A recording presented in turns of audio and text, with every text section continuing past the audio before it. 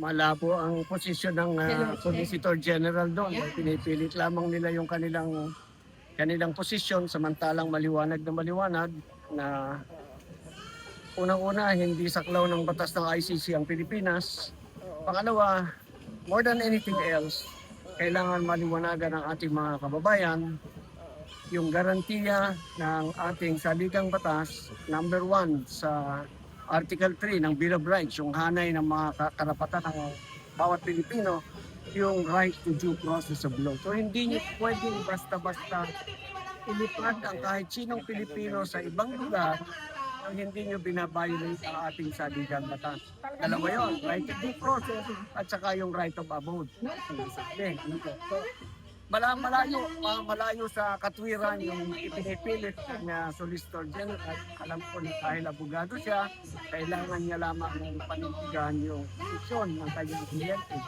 Pero hindi naman po tayo sa punto na magdedesisyon ng ating Korte Suprema at malalaman natin na tuhanan. Basta tandaan po ninyo, lahat tayo may karapatan sa due process.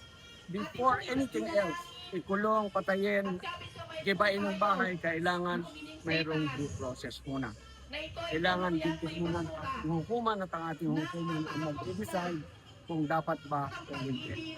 Meron akong gustong linawin. Ang sinasabi nila na tumakas si General Bato. Hindi po tumakas si General Bato. Okay, ganito po yun. Nung gabi na, meron ng lumabas na order yung Korte Supremo na pinagpapaliwanag yung mga respondent sa kaso. Ibig sabihin, na-aksyonan na ng Korte ang petition na pinahir ni General Bato.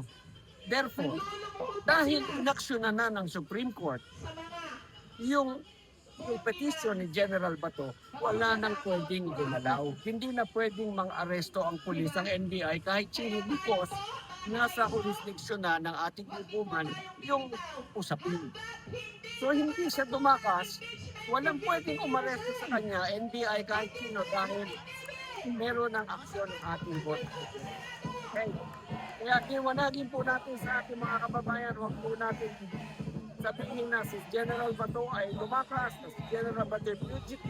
Hindi pa po siya napapatunayang may kasalanan. Hindi po totoo yun. Okay? Salamat po. Thank you. Attorney, yung Solgen ba hindi Pilipino? Ano? Hindi siya Pilipino. Yung alin? Solgen. Ay oo, abogado ng gobyerno ang ating Solicitor General. Ginagawa niya lang ang kanyang katungkulan. Kasi wala tayong magagawa. Kung ako nandun, hindi siguro gagawin ito. Ano lang po talaga. Para natin na